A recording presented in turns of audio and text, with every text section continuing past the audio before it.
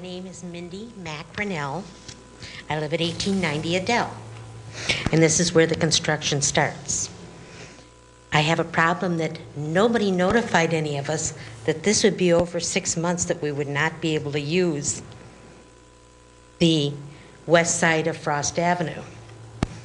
Being my residence is only a block long, or our street, we have had over 100 cars a day come pulling up Adele Street and turning around. I actually finally called and talked to the head planner, and he finally put a sign down at the end of the street, no through traffic. So now we're down to about 50 cars a day that still run through here. But I am upset at the idea that nobody told us it was going to be 6 months or more before we'd even get this construction done. So we had no forewarning whatsoever.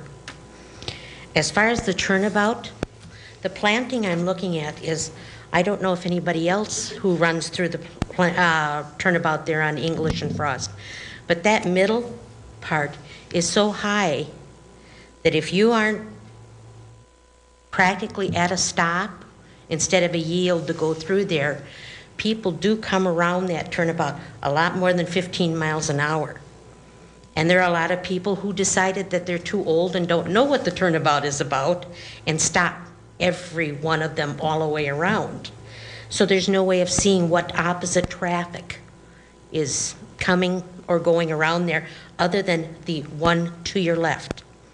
You have no idea what is coming at you at all.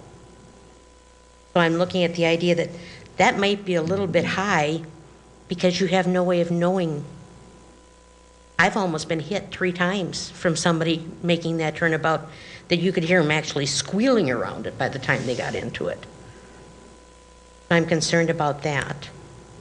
With the rest of this construction, I was looking at the idea of up Frost Avenue.